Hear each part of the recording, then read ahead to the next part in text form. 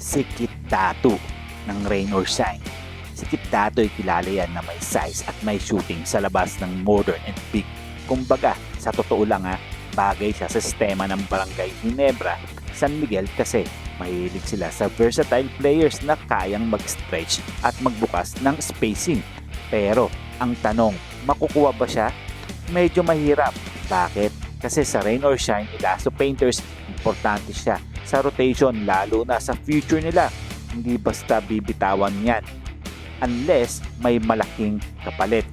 Paiwatig ko lang mga pare ko posible siyang mapunta sa Barangay Ginebra kung may blockbuster trade.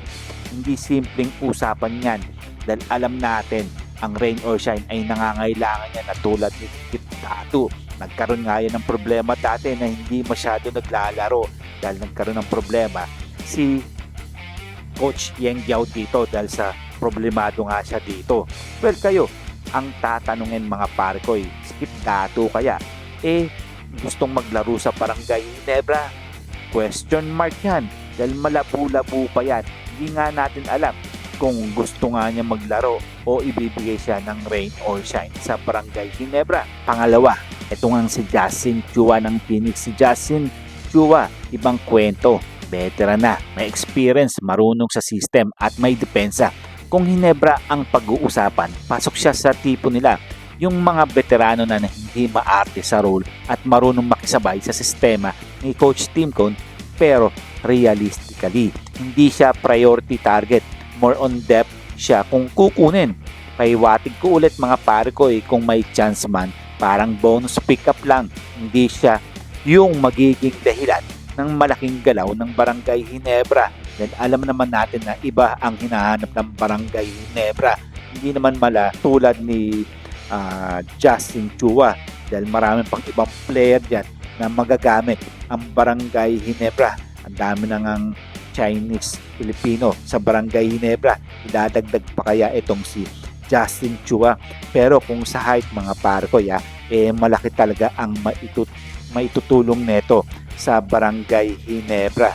Kung pag-uusapan pati sa mga edad talagang nagpapabata ang Barangay Ginebra, pero isa na ito kung kukunin nila ang serbisyo ni Justin Chua.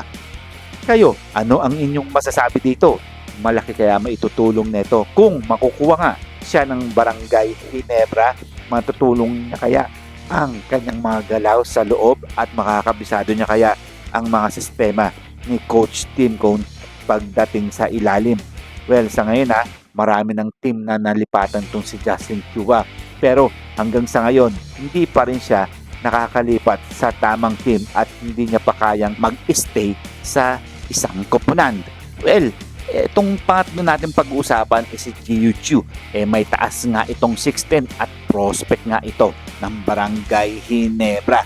Ito yung interesting mga pare ko, si Jiu Chu, bata, malaki, 6'10" at may potential. Ito yung klase ng player na gustong i-develop ng malaking teams, lalo na ang Barangay Ginebra na gustong may future big man. Pero dito papasok ang reality. Maraming nga nagsasabi, reality ng Barangay Ginebra mga pare ko, draft positioning. Kung hindi mataas ang pick ng Ginebra, mahirap makuha yan.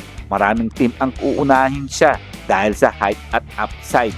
Paiwatig ko lang mga pare ko hindi imposible pero kailangan swerte sa draft o gumawa ng trade para umangat sa pick.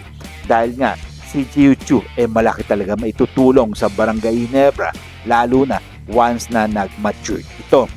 Sa kabuuan lang mga pare ko, si Dato dream fit pero mahirap kunin yan. Si Chua pwede pero hindi priority. Si Jiu Chu future asset pero depende sa draft at swerte kung makukuha nga siya ng Barangay Ginebra. Kung susumahin mo, parang ganito lang Ginebra laging naghahanap ng piyesa para sa panalo ngayon, pero hindi nila nakakalimutan ang panalo bukas. And this is Tondo Boy Vlogs. I'm out. God bless you all.